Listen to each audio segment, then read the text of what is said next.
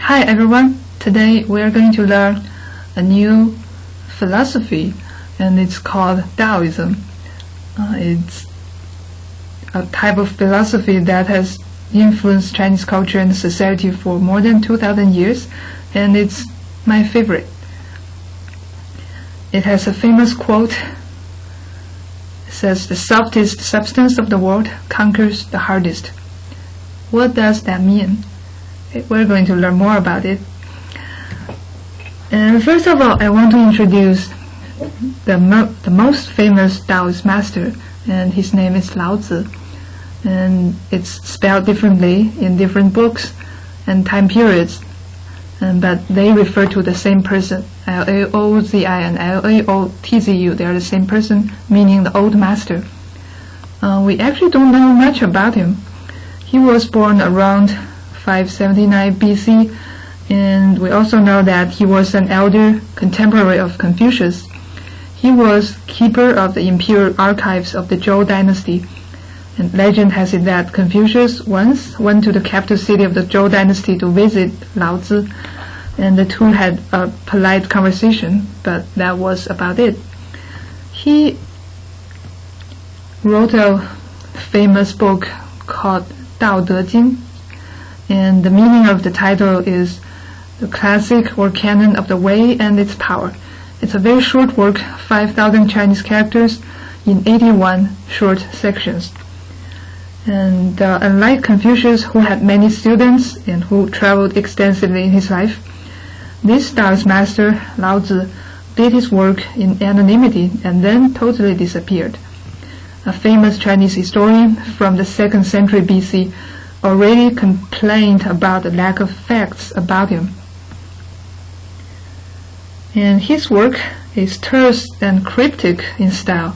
There are diverse interpretations of the work by later thinkers and annotators, and there have been dozens and even more than 100 of translations in English. Here is a photo I took a few years ago in southern China, and here's a whole wall. This is a painting or carving of the Taoist master, and this is his work. As you see, it's pretty short. You can carve it on a wall.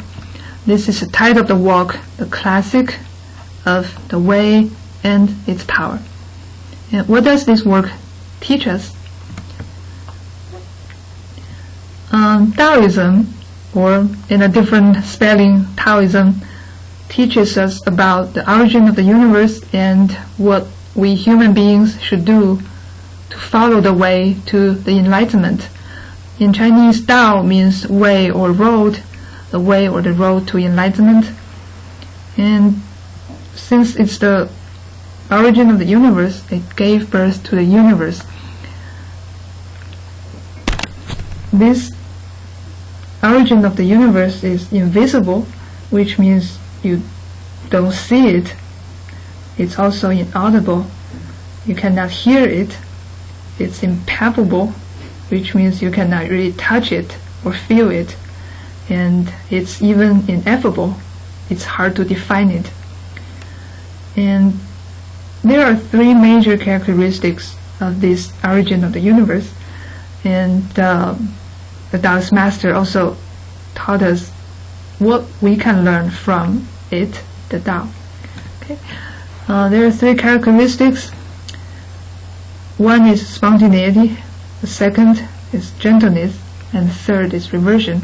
And I will explain more about each of them. First of all, spontaneity. We know that Tao gave birth to everything in the universe, right?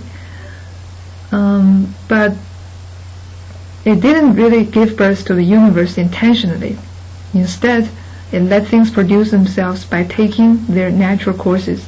In other words, there was no conscious effort or action in the creation of all things in the universe. The Tao simply left all things to take their natural courses. So here we have the concept called Wu Wei, or non-action in English. It means like to be spontaneous. It is not complete inaction, but doing what comes naturally, just like the origin of the universe gave birth to everything in the universe. Okay, it's not incomplete. It's not complete inaction, but doing what comes naturally. And as human beings, we should observe and discover the nature of things and leave them alone. We should not try to interfere, change, improve, or control. Being spontaneous, doing what comes naturally, is a virtue. I think some of you have watched this interesting movie, Kung Fu Panda, which came out in 2008. And this little guy is Master Turtle, Master Wu-Gui, right? And he had an interesting talk under the peach tree. And I think his words are full of the wisdom of Daoism. And let's watch the video. So we know that in the movie there is a villain called Tai Lang. And in this scene, this villain, the bad guy, has broken out of prison, and he's coming to the village and do a lot of damages. So what are the villagers going to do? The panda is supposed to be the dragon warrior, and he is not very good at saving people. So let's hear what Master Turtle say about the peach tree.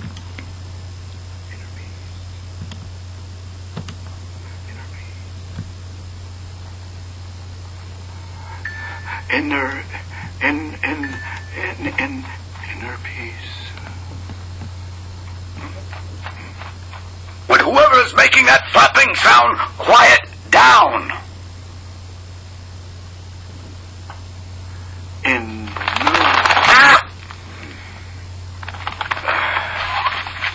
Oh, Zhang. Excellent. I could use some good news right now.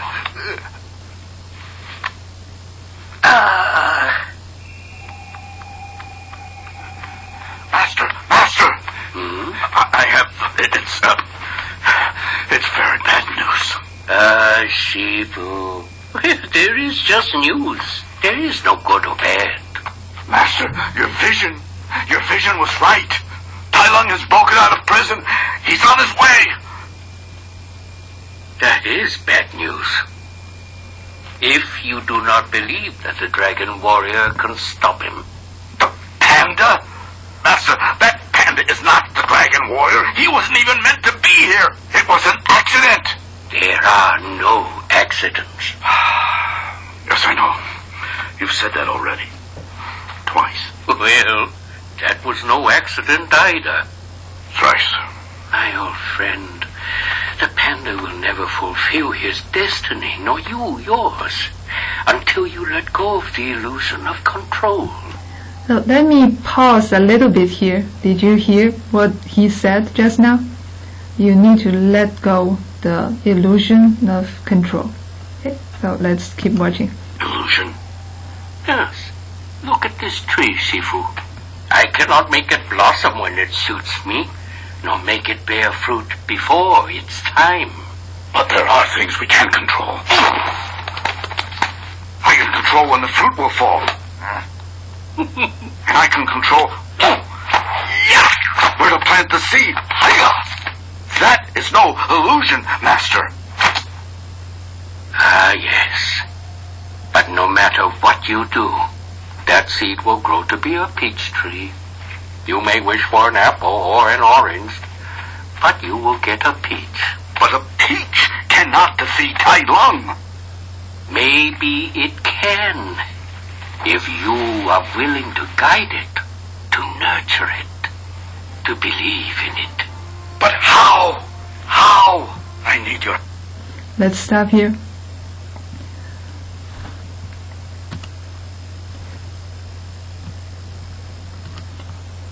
So just as I brought to your attention, he said that, first of all, Master, you need to get rid of the illusion or hallucination of control. because it is a peach tree. You may wish for an apple or an orange, but eventually you will get a peach. You cannot control the time it blossoms, nor can you control the time when it bears fruits. You will get a peach eventually. And so this spontaneity really tells us that don't try to control or interfere. Just do what comes naturally. But on the other hand, it's not doing nothing. He said the panda can become a dragon warrior if you are willing to nurture it, to guide it. You should discover its nature and let nature take its natural course. And as most of us know, pandas probably just like eating. And so the enlightened Master Shifu would just train the panda with food. Okay, that's to let nature take its natural course. And let's watch another video from the movie Kung Fu Panda.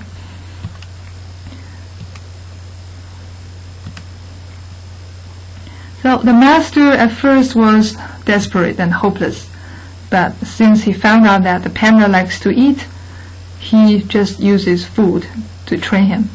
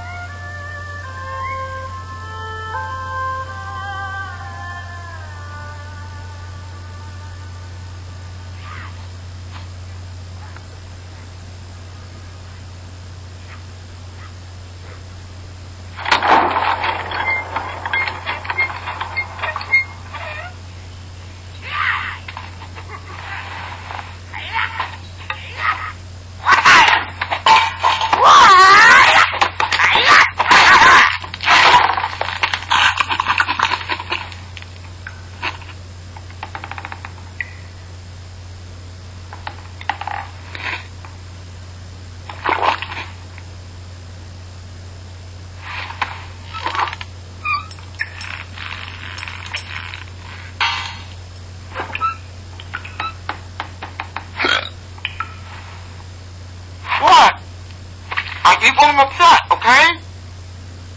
Oh, no need to explain. I just thought you might be Monkey. He hides his almond cookies on the top shelf.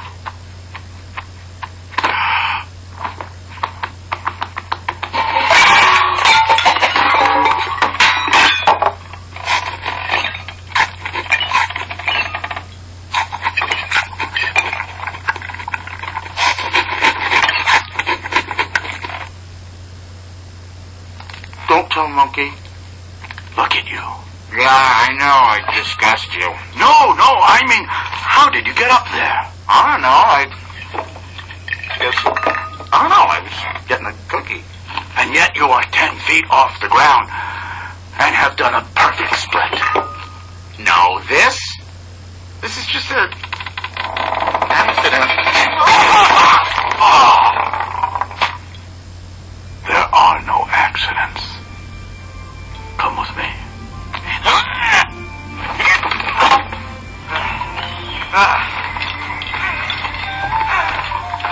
I know you're trying to be all mystical and kung fu-y, but could you at least tell me where we're going?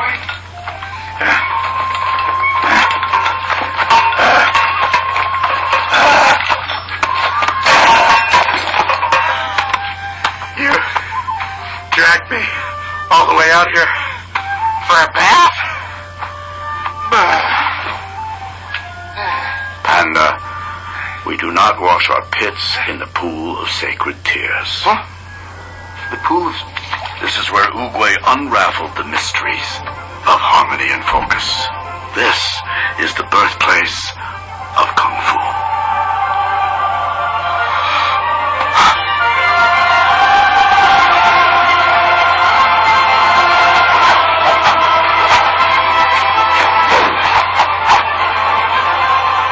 Do you want to learn Kung Fu? Yeah, then I am your master. Okay. Don't cry. Okay.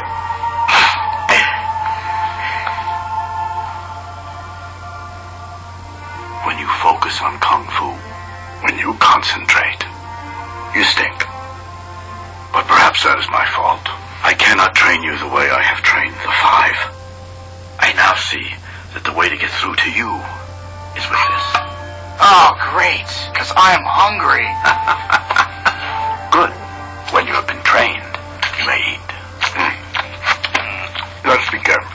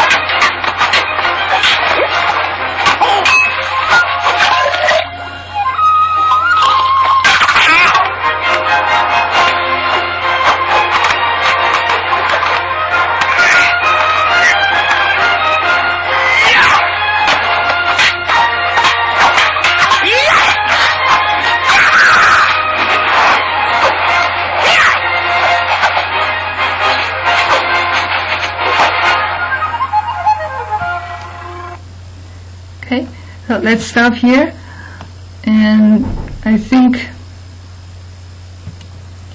the 2 short video clips really demonstrate the wisdom of Daoism.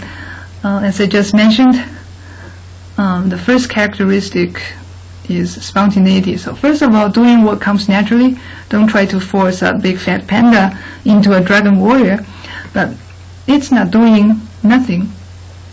Still have to observe the nature of things and try to, in calmness and in quiet observation, find the nature of things. Like for a panda, he likes to eat, and then just train him with food, and eventually you get your goal.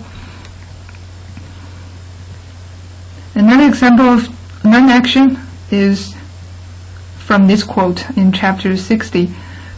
Rule a big country as you would fry small fish. And what does that mean? We all know that to rule a big country is a complicated issue. And why is it compared with frying a small fish? Give you a few seconds to think about that.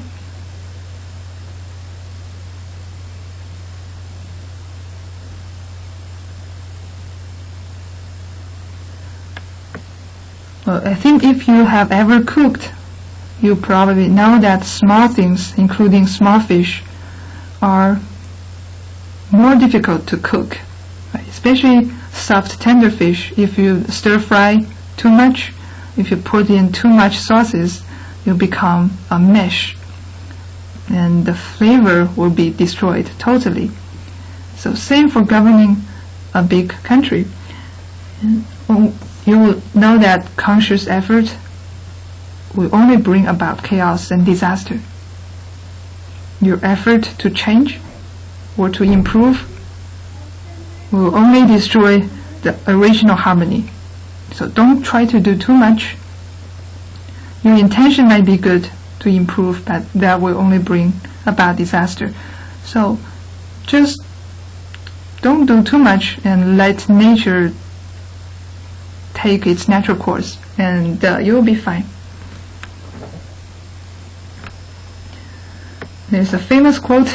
Everything in this book is pretty famous. From chapter 37, Tao, the origin of the universe, invariably takes no action, and yet there's nothing left undone.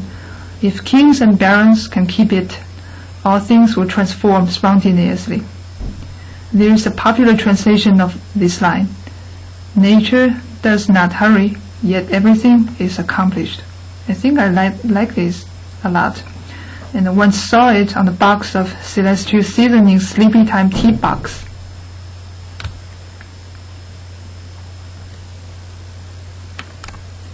And again, you want to achieve your goal, but you don't want to contend or to be arrogant. Chapter 22 says, the sage does not boast of himself and people give him credit, it is because he does not contend that no one in the world can contend against him. So your goal is here. No one in the world can contend against him or you.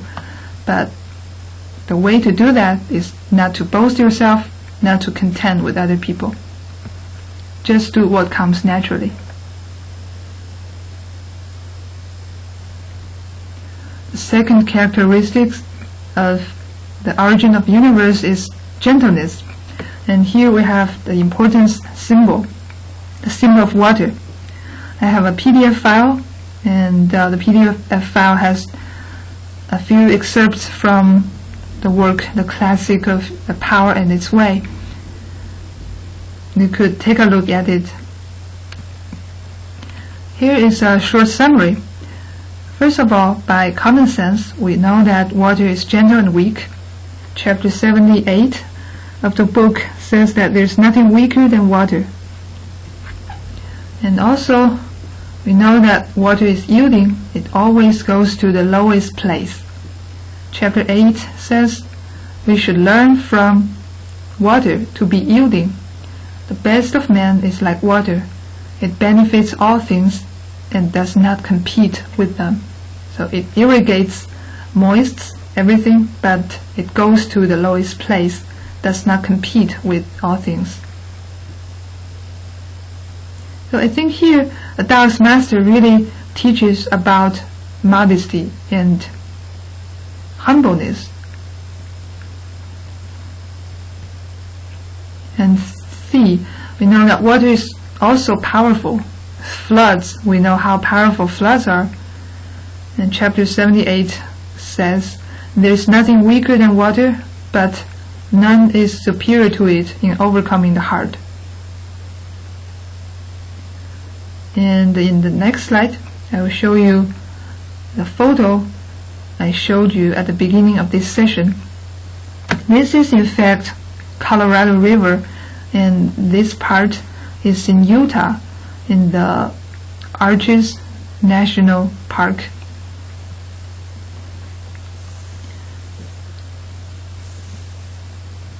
When water flows down from the mountains, it cuts through rocks and barriers, forging valleys, canyons, arches, etc. So the substance of the word in this quote refers to water, and the hardest refers to rocks and mountains. And if we could put it in a bigger context, softest substance of the world could be your character. If you are gentle and yielding, you may be able to conquer the hardest tasks in the world. That's Taoist philosophy. Chapter 28 says, know your male strength. No, as in water, water is powerful, floods are powerful. You should know your male strength, but abide by female quality. To be gentle, to be weak, to be yielding. What kind of philosophy is this? It's kind of paradoxical. The Taoist master Lao Tzu teaches the strength of weakness, the tactical advantage of lying low, and the importance of appearing to fail. His work is full of these kind of paradoxes, and he was really a philosopher of camouflage. He's good at hiding himself. So it's like hiding your ability, abide by your female quality. Don't show off. Don't be arrogant in case you become the target of the attacks. But you should know in your hearts, deep in your heart, that you have the strength, the power, the ability. Just don't show it and protect yourself.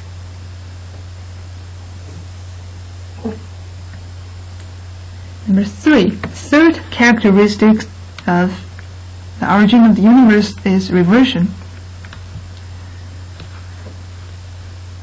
According to Daoism, the universe is composed of pairs of opposites, such as day and night, life and death, hot and cold, water and fire, black and white. So those are pairs of opposites. If any movement goes to its extreme of development, it necessarily brings about a reversion, which means things revert to their opposite side. For example, when you reach the prime of your strength, it marks the beginning of decline. So here the master teaches humility and resignation as well as contentment. Chapter 9 says, retire when your work is done. Such is heaven's way. Chapter 44 says, he who knows when to stop runs into no danger. To be content, know when to stop, and don't overachieve, because once you reach your prime, you reach your extreme, you will only go back to the original status, going back. There are many Chinese proverbs that derive from this kind of philosophy. One of them says, once the moon has become full, it begins to wane. So here, this is a new moon and half moon and gradually waxing into a full moon. Once it reaches its prime or the extreme, the decline also begins right away. So the Chinese philosophy is that don't achieve this perfect situation because it marks the beginning of decline. You want to stay somewhere here. So knowing that you are imperfect, you will be humble, and thus you would not become a target of attacks or danger. Another proverb says, to be taken advantage of is a hidden blessing. What does that mean? I don't think many people would be happy when they get taken advantage of, but the Chinese believe that it's a hidden blessing. I'll take this pie as an example. When you are taken advantage of, it's like someone has carved a piece from you. You are this imperfect pie. But the Chinese philosophy argues that the imperfect situation is perfect because you don't want to be here again. It marks the beginning of decline. Remaining imperfect will always remind you of your imperfectness, and thus you will remain humble and modest. Here is a short summary. What does Daoism teach us? I have 3 pictures here.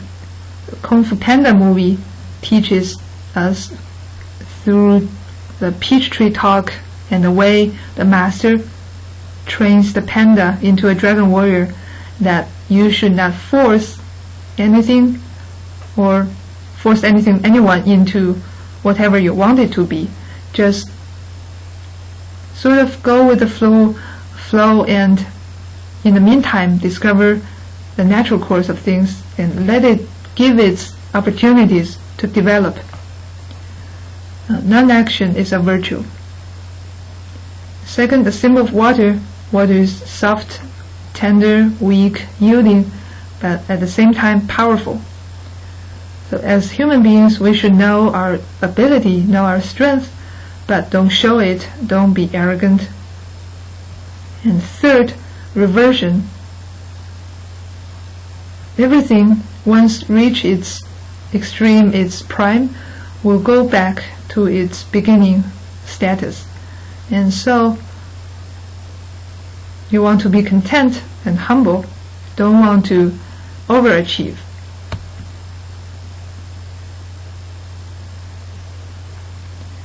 And now we are moving to something else, traditional Chinese cosmology and philosophy. Traditional Chinese cosmology is often associated with Daoism. So here, in fact, is more about it. We're going to learn 2 things. One is the symbol of yin and yang, and the other is about the 5 phases: fire, earth, metal, water, and wood. These are considered or were considered elements of the cosmos.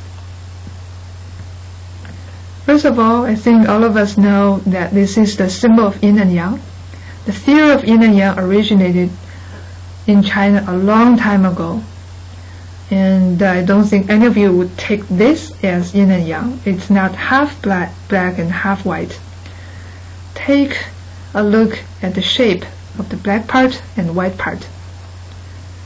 The white part begins here, very small, and as you go counterclockwise, it gradually gains strength. And when you reach the bottom of the symbol, the white part comes to its maximum. And while the white part is at its maximum, the black part is in its minimum. It begins small, but gradually gains power and strength, while the white part is gradually losing power and strength until here on top of it, the black part is at its maximum, while the white part is at its minimum. So first of all, this symbol tells us that things are constantly changing. It's changing. Doesn't really matter whether you go counterclockwise or clockwise, but the white part and black part are constantly changing from minimum to maximum, from minimum to maximum. Second, opposites such as black and white are complementary. They are not exclusive. The black part has a white dot in it, and white part has a black dot in it. They are complementary. They cannot live without each other, and altogether, black and white form the roundness and a harmony and togetherness. It's a balance. That's the goal. So again, first of all, things are constantly changing. Second, opposites, black and white, are complementary. And third, the goal is balance and harmony. You could apply yin and yang theory in many real-life situations, such as philosophy and political theories. And in a moment, I will talk more about traditional Chinese medical theories, which is closely related to yin and yang.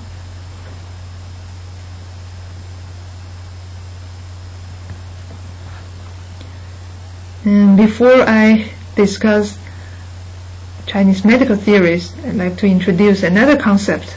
It's called 5 elements or phases, and they are the 5 basic elements of the entire world.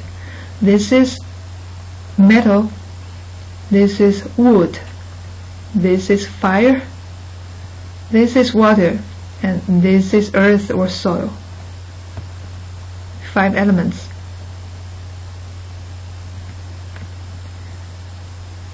There are in fact 2 basic relationships among them, and here I'll just introduce one. Between each element, there are 2 things. One is generating. One element generates another. For example, wood generates fire. And also overcoming. One element overcomes or conquers another. For example, water overcomes fire. Here is a pretty neat chart. Tells you that black line represents generating relationship, and pink line or pink arrow represents overcoming or conquering relationship. Water generates wood, wood generates fire, fire generates earth, earth generates metal, and metal generates water. To overcome, water overcomes fire, fire overcomes metal, metal overcomes wood, wood overcomes earth, and again earth overcomes water.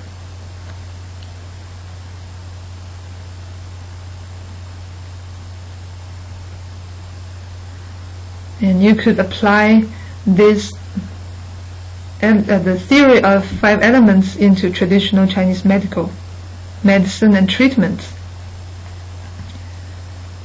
So here are some basic theories of traditional Chinese medicine and treatments.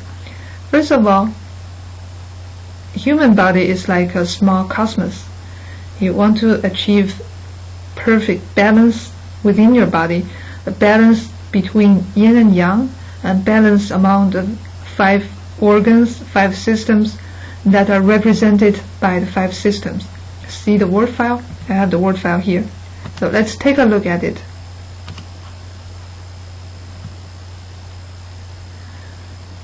Traditionally, the Chinese believe that the 5 major organs within your body are represented by the 5 elements respectively. So liver is represented by wood.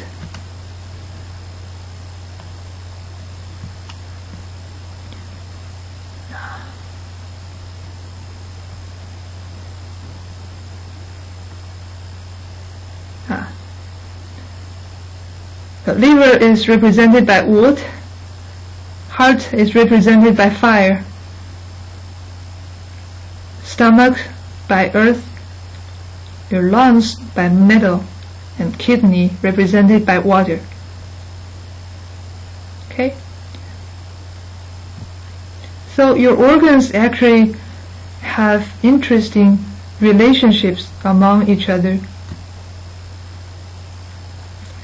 Let's do this worksheet. Question 1.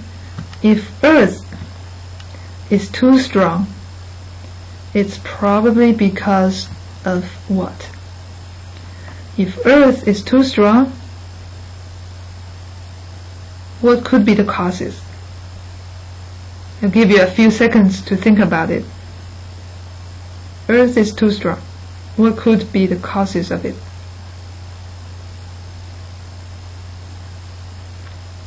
See the 2 arrows pointing at Earth? If Earth is too strong, there are at least 2 possibilities. One is that fire is too strong. A strong fire generates a strong earth. Another possibility is that wood is too weak. A weak wood cannot really conquer or control or overcome earth, so that makes the earth stronger. Make sense?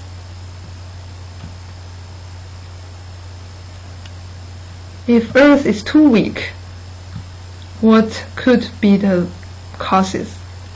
Earth is too weak. I'll let you do this after watching this integrity session, okay? Number 3, when we come to real life situations, if you have a kidney problem, the cause might be what? If you have a kidney problem, a kidney is represented by water. What could be the causes? Again, see the 2 arrows pointing at water? If you have a kidney problem, it's probably because your lungs or your stomach are in trouble, because they are related to kidney. Okay? So again, I'll let you finish this on your own. If you have a kidney problem, the cause might be what? And the doctor will do something to treat your kidney, which is what? Okay. So anyway, a recap. You need to achieve a balance between yin and yang and the 5 organs within your body. The second theory of traditional Chinese medicine and treatment is that the ancient Chinese believed that there are many pathways called meridians that are within human body, and the vital energy is flowing along the pathways. The interesting thing about the pathways or meridians is that they are not anatomical, and that means you cannot see them at all. These kind of meridians or pathways link organs, tissues, and regions of the human body together, but you cannot really see them in modern science. They are not anatomical, but for some reason they work, and I'll come back to that point in a moment. Here are 3 paintings of the pathways or meridians. This is a painting from a few hundred years ago. It shows that within your human body there are pathways. And many of them are along your spines. And these dots are called acupuncture points. This is where an acupuncture therapist would insert their needles.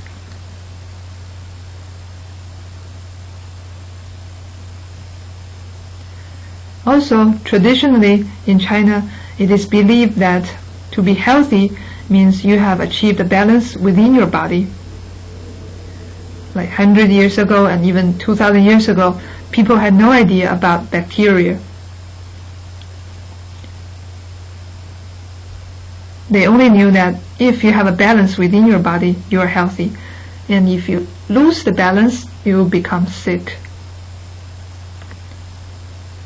Also, to have a healthy body, you should also achieve a balance between your body and the environment, the place, the house you are living in. For example, if you live in a very cold place, or if it's winter, the Chinese believe that you would need to eat something warm. Not really the temperature warmness. The Chinese, for example, believe that mutton or lamb, meat of sheep or lamb, is warm in nature. That's why a lot of people in northern China would eat lamb or mutton, a lot of lamb and mutton in winter, and they wanted to achieve a balance between their body in winter time. Number 4, symptom versus cause. The Chinese believe that the quote here is wrong. If your head aches, treat your head. If your foot aches, treat your foot, and that's wrong. It's because your headache might have been caused by something else, somewhere else in your body. So if you just treat your head, you miss the real cause. You might have cured the symptom, but cause remains, and you have a headache again.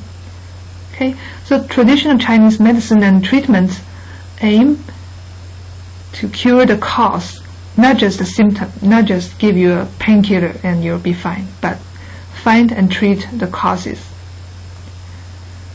This is Yellow Emperor, and he's a legendary figure, lived in China 5,000 years ago. He says the sage treats the person before he gets ill, before. Okay.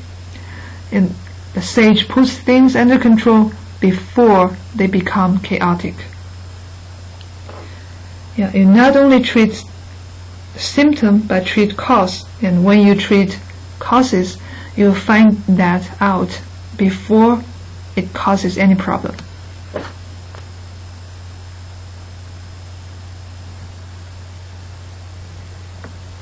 There are a number of treatments in traditional Chinese medicine. And first of all, I'd like to introduce something called cupping or fire cupping.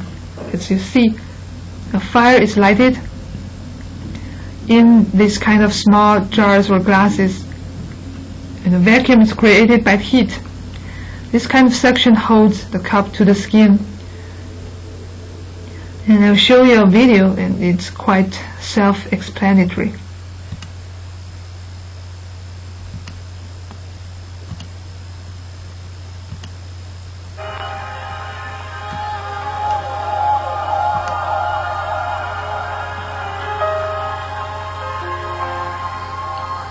Fire cupping is a form of traditional Chinese medicine that is believed to be founded by the famous Daoist and herbalist Hong back in 281 341 AD.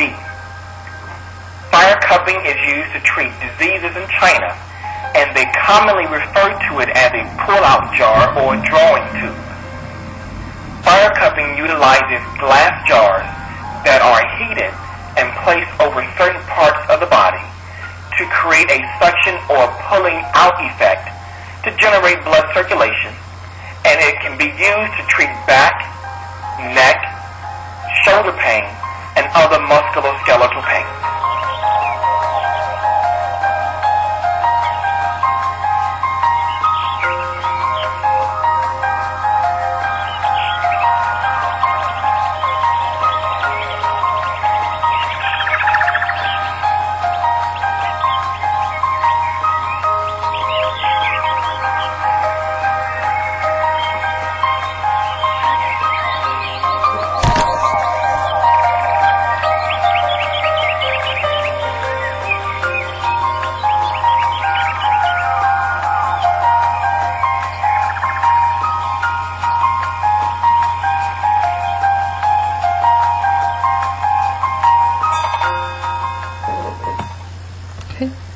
Let's stop here.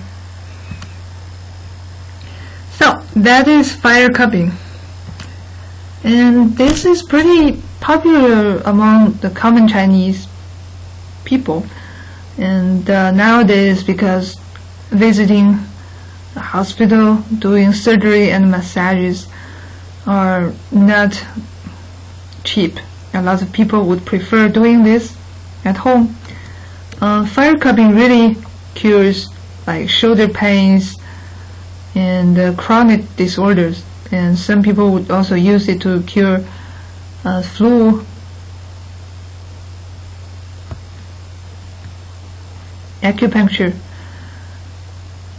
is to use very thin needles to do something in your body. And remember the pathways and called meridians I just introduced? This kind of treatment is to use needles to gather the vital energy within these pathways, or to disperse the blockage in these pathways. And once the flow of vital energy is rebalanced, health is restored. So acupuncture is not just to poke needles into your body, your skin, but it's actually to gather or disperse the vital energies within your meridians, your pathways.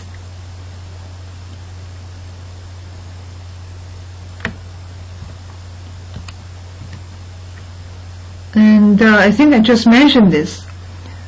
These dots along the pathways are called acupuncture points or acupoints, and most of them are along the pathways.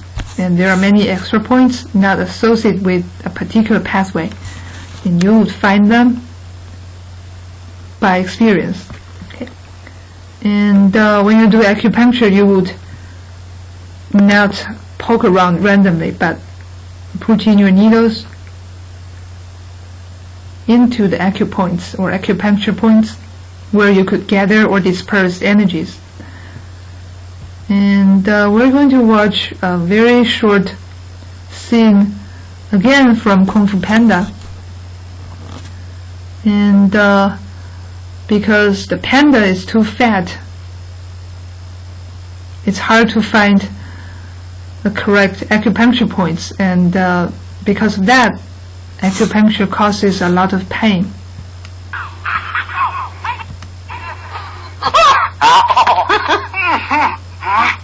Ow! I thought you said acupuncture would make me feel better. Trust me, it will. It's just not easy finding the right nerve points under all this fur. I was going to say fur.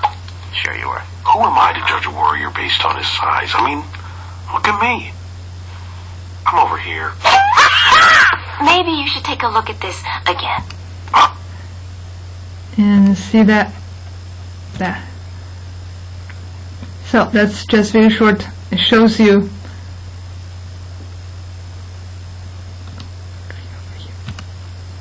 that if you do it wrongly, if you don't find the right points, it causes a lot of pain. But if you do it properly, you won't really feel a thing. acupuncture helps with a lot of pains and disorders, especially chronic disorders.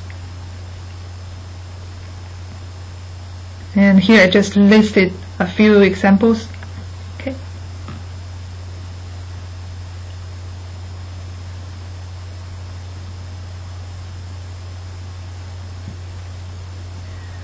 A little bit about traditional medicine.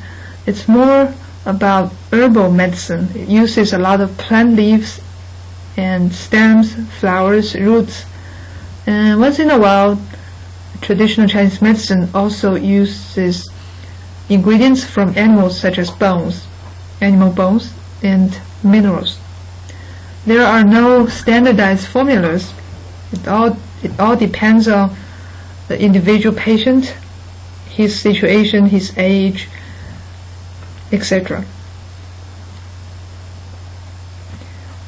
A traditional Chinese medical doctor would diagnose first, and then based on the patient's situation, take different portions from different sections of herbals, animal bones, minerals, and put them into a bag like this. Not really plastic, but paper bag, and you will take the whole thing home and cook a soup, drink it.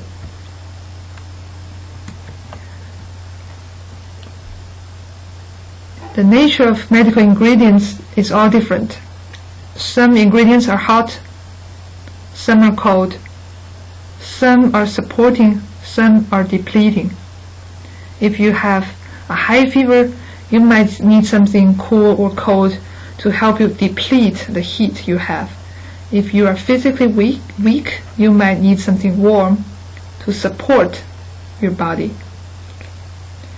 And food in China is more than nutrition. It can be used to strengthen your health, prevent or treat diseases, boost energy, and prolong life.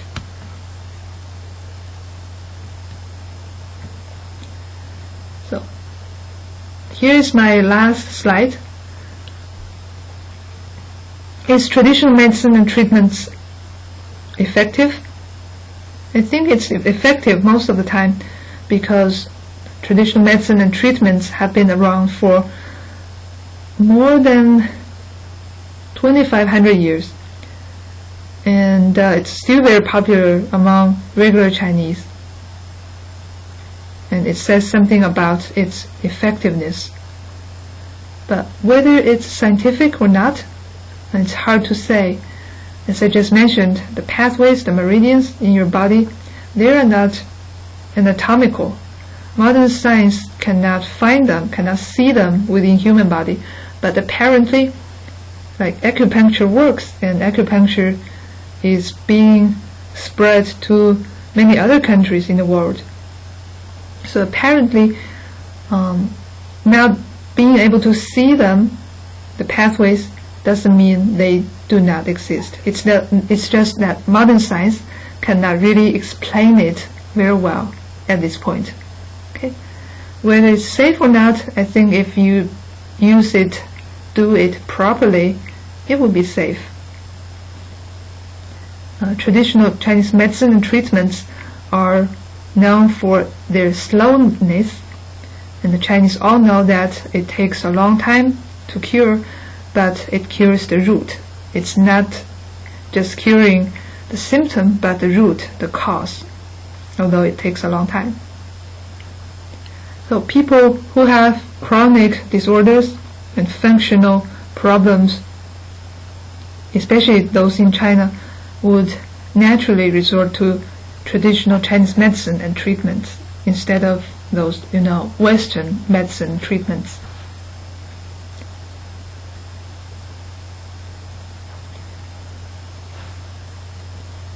So today we have learned something about Daoism, and from Daoism we moved on to yin and yang, the symbol, and the 5 elements: metal, earth, wood, water, and fire.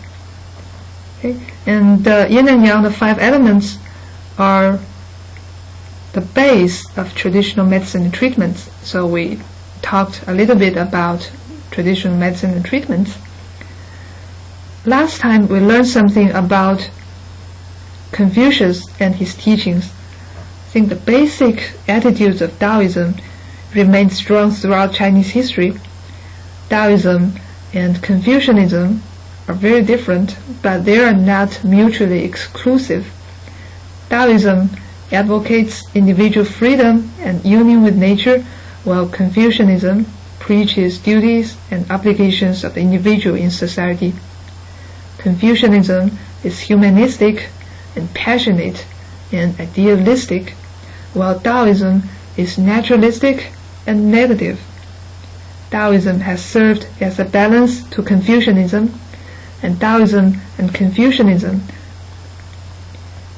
are actually, they can go hand in hand with each other. The individual and society could be Confucian and Taoist at the same time. And this kind of balanced dualism in philosophy and in personality has persisted until the modern day. This is our experimental integrity class, and so thank you for watching this. Please give me feedbacks on how you feel, how you like about this session. Thank you.